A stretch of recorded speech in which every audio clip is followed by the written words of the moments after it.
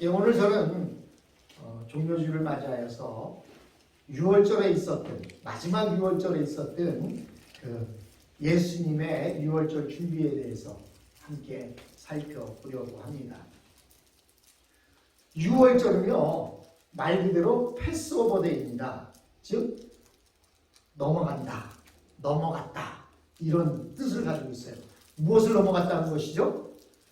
장자를 죽이는 그 사망의 권세가 문설주나 인방에 양의 피가 발라져 있는 그것을 보고 그것을 스쳐 지나갔다, 넘어갔다. 그래서 6월절입니다.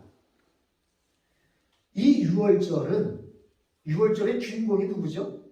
바로 양의 피입니다. 양의 피가 발라져 있느냐, 발라져 있지 않느냐에 따라서 사망이 오느냐, 사망이 스쳐 지나가느냐 이렇게 결정되어지게 됩니다. 즉 오늘 우리가 보고 있는 예수님의 6월절은 이 마지막 6월절은 더 이상 예수님이 십자가에 달려 죽으신 뒤로는 6월절은 이제는 필요가 없어졌습니다. 왜냐하면 애굽의 포로로 있을 때에는 인방과 문설주에 양의 피를 바름으로 사망이 지나갔지만 그 표본이 되시던 예수님께서 직접 십자가에 달리셔서 보혈을 흘려주셨기 때문에 그 보혈을 믿는 사람들, 그것이 마음에 발라져 있는 사람들은 더 이상 6월절 의식이 필요가 없어진 것입니다. 왜냐? 예수님이 6월절의 주인공이시기 때문입니다. 그런데 이 6월절이 되면 유대인들은 그때 당시에 집집마다 양을 잡아서 그 고기를 먹고 포도주를 마시면서 6월절 식사를 했습니다. 여러분 그거 아세요? 이때의 6월절 풍습이 우리 한국에도 있는 거 아십니까? 예. 동지가 되면 팥죽을 써서, 요즘은 팥죽을 나누기만 하죠. 옛날에는 어떻게 했는지 아십니까? 팥죽을 가지고 집 앞에 대문간 그리고 구석구석에 팥죽을 이렇게 군데군데 이렇게 떨어뜨려 놨어요. 왜 그런지 아십니까? 무슨 나쁜 것들이 들어오지 못하게 하기 위해서 그런다는 거예요. 근데 이것이 바로 이 6월절 의식에서 전래되어졌다라고 이야기합니다. 팥죽 색깔이 무슨 색깔이에요? 붉은 색깔 아닙니까? 그래서 그 어린 양의 피를 바르던 그 의식이 한국에까지 넘어와서 동지에는 이렇게 동토에 걸리지 말라고, 예, 이렇게 팥죽을 쏘서 먹기도 하고 또 군데군데 이렇게 나누기도 했던 그런 풍습이 생기게 되었습니다. 어찌하든지 이스라엘 사람들은 6월절이 되면 큰 명절입니다. 왜? 그때를 통해서 그들이 애굽에서 나올 수가 있었기 때문입니다. 즉 한국의 광복절과 같은 날입니다. 그래서 그들은 함께 모여서 양을 잡아서 고기를 먹고 포도주를 마시면서 6월절 식사를 했습니다. 그런데 예수님에게 있어서 지금 예루살렘은 그의 고향이 아니고 갈릴리에서 예루살렘에 왔기 때문에 어디에서 명절을 지낼 장소가 마땅치가 않았습니다. 그런데다가 6월절이 되면 많은 사람들이 예루살렘으로 몰려들었습니다. 우리는 명절이 되면 고향을 향해서 가는데 이스라엘 사람들은 명절이 되면 예루살렘으로 몰려들었어요. 왜? 예루살렘에 성전이 있었기 때문입니다. 그러다 보니까 그들이 그곳에서 방을 잡는 것이 쉬운 일이 아니었습니다. 거기다가 예수님을 비롯하여 12 제자들이 함께 식사를 할 수 있는 장소를 마련한다는 것은 쉬운 일이 아니었습니다. 그런데 예수님께서는 이 주의 만찬을 하시기 전에 두 가지 일을 하십니다. 하나는 제자들에게 6월절 음식 잡수실 장소를 준비하게 하신 것이고, 다른 하나는 제자들 가운데 누가 나를 팔 것이라고 하는 말씀을 하신 것입니다. 17절에 보니까 유월절이 다가오니까 제자들이 예수님에게 묻습니다. 선생님, 유월절 음식을 잡수시게 준비하려고 하는데 어디에다가 하면 좋겠습니까? 라고 이렇게 묻습니다. 여러분, 어떻게 생각하면 이 제자들이 자기네들이 아는 사람이 없으니까 예수님에게 묻는 거 아니야? 라고 생각할 수 있어요. 그런데 이 제자들은 3년 반 동안 예수님을 따라다니면서 배운 것이 한 가지 있어요. 그것은 뭐냐면 내가 무엇을 하면 잘 안 되는데 예수님에게 여쭙고 하면 무엇인가 된다는 사실입니다. 여러분, 다윗이 전쟁에 승리할 때는 어느 때 승리했는 줄 아십니까? 하나님께, 하나님, 내가 이 전쟁에 나갈까요 말까요? 이 전쟁에 나가면 이기겠습니까 지겠습니까? 꼭 물을 때에는 어떤 전쟁에도 나가서 승리했습니다. 그런데 이 다윗이 전쟁에 나가야 되는데 전쟁에 나가지 않고 병사들은 내보내놓고 혼자 있게 될 때에, 또 주님 앞에 묻지 않게 될 때에, 그때는 실패를 경험하게 됩니다. 예수님의 제자들은 3년 6개월 동안 예수님을 따라다니며 배운 게 있어요. 그건 뭐냐면 내가 해서는 잘 안 되는데 주님께 여쭈면 다 된다는 거예요. 사랑하는 성도 여러분, 우리에게 있어서 가장 중요한 것이 무엇입니까? 어떤 조그만 것이나 좀 여유롭게 보는 것은 내가 할 수 있어, 이런 생각이 있어요.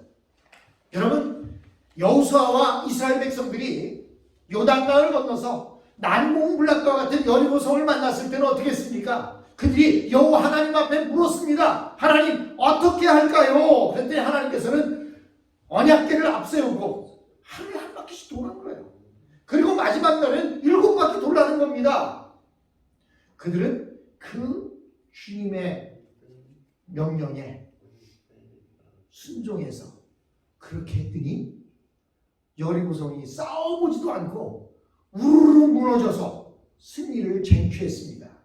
그런데 조그만 성, 얼마나 성이 작은지 그 성의 이름이 뭐예요? 아이성. 한국말로 아이는 아닌데요, 성이, 저는 그렇게 외웁니다. 성이 작아서 아이성이다. 아이가 사는 성. 이 아이성은 성이 작았습니다. 그러니까 이들이 여리고성을 무너뜨리고 나니까 교만해졌어요. 저 정도쯤이야. 우리가 그냥 가서 싸워도 됩니다. 그래서 하나님 앞에 묻지 않게 됩니다. 결국 그 전쟁에서 이길 수가 없었어요. 사랑하는 성도들은, 우리가 이 땅을 살아가면서 가장 중요한 것이 뭐냐? 크든 작든, 보잘것없든 무시무시하든 상관없습니다. 어떻게 하면 돼요? 예수님께 여쭈면 되는 거예요. 예수님에게 묻기만 하면 되는 거예요. 그랬더니 예수님께서 뭐라고 해요? 가서 아무아를 만나면 그에게 주님께서 유월절 음식을 잡수시겠다고 하라라고 이야기합니다. 다른 성경에 보면 물동이를 지니고 가는 아이를 만나거든 그에게 물어보라고 이야기합니다. 여러분, 예수님도 예루살렘에 연고지가 없었습니다. 제자들도 연고지가 없었습니다. 그런데 예수님에게 여쭈었더니, 그 예수님의 말씀에 순종했더니, 여러분, 제가 예수님의 마지막 유월절 음식을 잡수시던 그 공간을 가보았습니다. 가보았더니요, 우리 이 예배당보다 더 큰 공간이에요. 그런 공간이 마련되어지게 됩니다. 우리가 이 땅에 가장 중요한 것, 잊지 말아야 할 것, 예수님께서 유월절 이 음식을 준비하는, 유월절 만찬을 준비하는 이 사건 속에서 알아야 할 한 가지는 바로 주님께 여쭙다라는 것입니다. 사랑하는 성도 여러분, 아무것이나 괜찮습니다. 여러분, 어린아이나 자녀들이 내게 전화해서 무엇인가 물어보면, 여러분, 야! 그런 걸 왜 나한테 물어봐? 꺼져! 뭐 이럽니까? 아니죠. 물어봐 준 게 고마웠고, 거기다가 이제 저나 여기 계신 모든 분들이 자녀들이 함께 있지 않기 때문에 멀리서 전화해서 아빠 이런 일이 있는데 어떻게 하면 좋을까요? 이렇게 묻기만 해도요. 왜 그렇게 기분이 좋은지. 묻지 않은 것까지 그냥 다 자세하게 사실 우리 아들이 뭐 자기가 몰라서 묻은 건 아니었을 텐데도 불구하고 세세하게 그냥 제가 이야기하는 제 모습을 발견하게 됩니다. 예수님은 당신의 사랑하는 제자들이 예수님에게 물을 때 얼마나 기쁘셨겠습니까? 그래서 말씀하십니다. 아무를 만나거든 너희 집에서 유월절 음식을 잡수시겠다고 한다. 이렇게 이야기하라는 거예요. 그러자 어떻게 됐습니까? 해결되어집니다. 그러므로 우리는 항상 두 가지를 생각하며 살아야 합니다. 하나는 우리는 아무것도 모르지만 주님은 우리의 미래를 준비하고 예비하신다는 사실입니다. 그래서 우리는 언제나 내 뜻을 밀어붙일 것이 아니라 아무리 사소한 것이라도 주님께 물어보는 것이 중요합니다. 그리고 두 번째로는 우리는 주님의 뜻을 믿고 따라가다가 어떤 큰 어려움을 만나게 되었을지라도 끝까지 주님을 믿어야 합니다. 그래서 우리 옛말에 보면 중간에 포기하면 아니한만 못하다고 이야기하지 않습니까? 중간에 보면 어떤 더 큰 어려움이 있을 수도 있어요. 그러나 우리가 끝까지 주님을 믿고 따라가게 되다 보면 주님께서는 우리에게 반드시 승리케 하신다는 사실입니다. 예수님의 십자가 죽음은 제자들에게는 엄청난 시험이었지만 끝까지 믿었을 때 주님은 죽음을 이기고 돌아오셨습니다. 예수님께서는 제자들과 함께 유월절 음식을 잡수시는 것을 중요하게 생각하셨습니다. 왜냐하면 바로 그 유월절 저녁이 예수님에게 있어서는 마지막 저녁이었고 그리고 마지막 유월절이었기 때문입니다. 그런데 예수님께서 음식을 잡수시기 전에 먹고 있으시면서 무슨 이야기를 하냐면 내가 진정으로 너에게 말한다. 너희 가운데 한 사람이 나를 팔 것이다. 내어줄 것이다. 라고 이렇게 말씀하십니다. 왜 예수님께서 이 이야기를 하셨을까요? 만약에 후대에 많은 사람들이 이 사건이 없다면 이렇게 이야기하는지 모릅니다. 아니 예수님은 하나님의 아들이시고 하나님이시라면서 자기를 팔 자가 누군지 몰랐단 말이야? 이 이야기에 대해서 예수님께서는 미리의 싹을 자르기 위해서 말씀하십니다. 너희 가운데 나를 팔 자가 있다. 즉 주님은 가룟 유다가 예수님을 배반할 것을 알면서도 참으셨고 그것을 알고 계셨지 모르고 계신 것이 아니었다는 사실입니다. 만약 예수님이 모른다고 한다면 엄청난 문제가 생기게 되는 것입니다. 물론 당시 제자들은 예수님의 이 말씀을 이해할 수 없었습니다. 그러나 예수님은 제자들에게 예수님이 가룟 유다에 대하여 알고 계셨다는 것을 말씀하셨습니다. 그리고 예수님은 가룟 유다에게 왜 이 말씀을 하셨을까요? 가룟 유다가 끝까지 회개할 기회를 주시기를 원하셨습니다. 지금 아침마다 성경 읽기를 하는데요. 지금 시편에 들어갔지만 역대상과 사무엘상의 내용을 함께 읽었었습니다. 사무엘 하의 내용을 읽는데요. 똑같은 내용인데 어떤 성경에서는 하나님이 다윗을 시험하셔서 인구조사를 하게 하셨다라는 구절이 나와요. 사무엘 하에 나옵니다. 그런데 역대상에 가니까 똑같은 내용을 하면서 사탄이 다윗을 시험하여 인구조사를 하게 하였다라는 말입니다.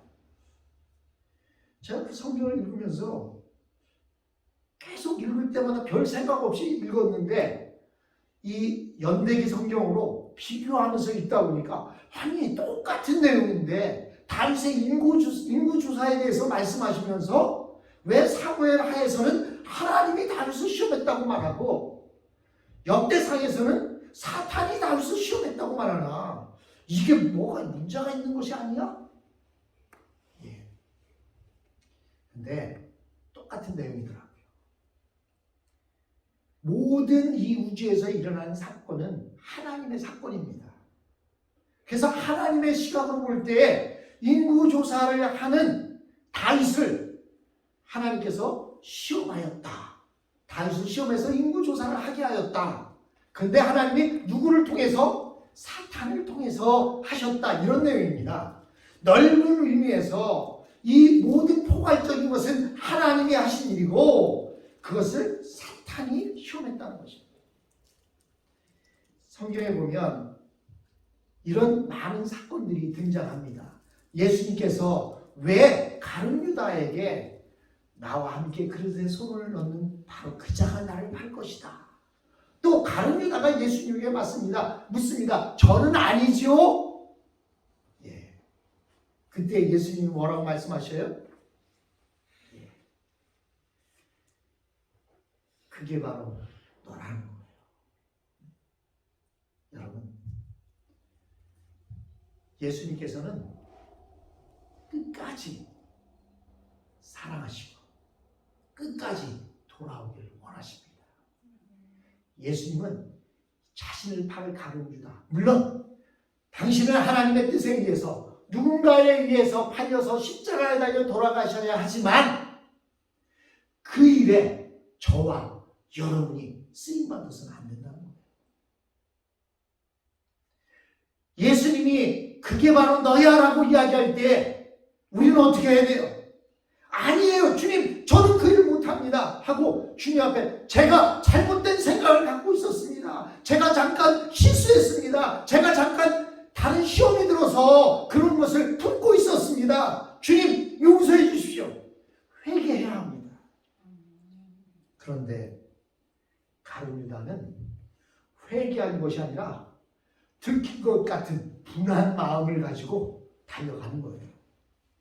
여러분, 왜 가룟 유다가 마지막 만찬에 예수님 옆에 앉아 있었을까요? 예? 아마도 가룟 유다는 예수님이 팔기 전 예수님께서 무슨 말씀을 하시나 자세히 듣고 싶었습니다. 여러분 12명이 앉아있다고 생각해 보세요. 바로 마주 앉아있거나 바로 옆에 앉아있는 사람은 바로 옆 사람과 대화하는 소리가 잘 들리지만 저쪽에서는 지방방송하고 이쪽에서는 중앙방송하고 또 저쪽에서는 뭐 제주방송하면 잘 안 들립니다. 근데 가룟 유다는 예수님의 이야기를 듣고 싶었어요. 그 듣고 싶은 이야기가 예수님을 사랑해서가 아니라 어떻게 하면 어떤 방법으로 예수님을 팔 것인가라고 하는 그 생각을 가지고 옆에 앉아 있었습니다. 그때 주님께서 그를 깨우쳐 주십니다.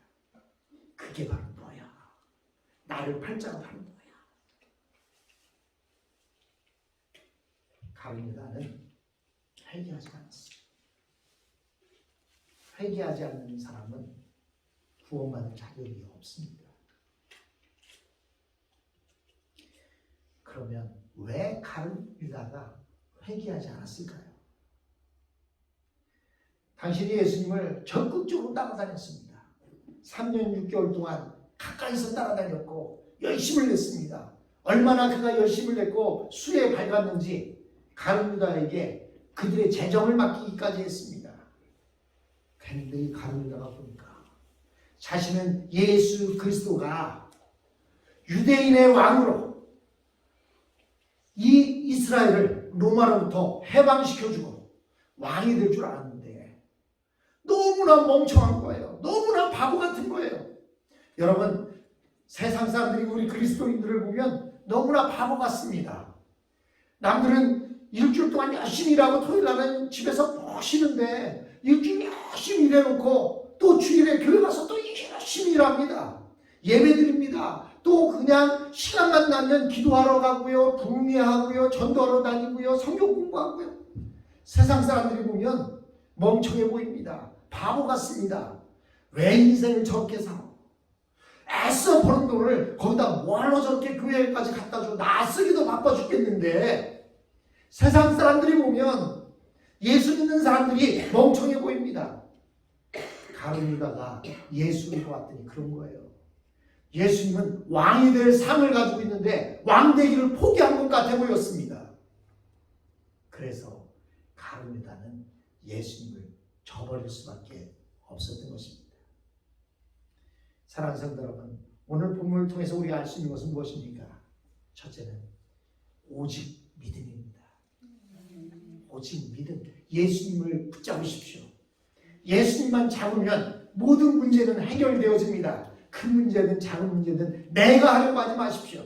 예수님께 맡기십시오. 그러면 예수님께서 해결해 주십니다. 둘째는 우리가 그릇된 길로 갔을 때 예수님께서 우리를 깨우쳐 주시면 그 즉시 회개하고 돌아서야 한다는 사실입니다. 그렇게 될 때 우리는 주님 안에서 행복을 누리며 이 땅에서 승리의 삶을 살아갈 수 있습니다.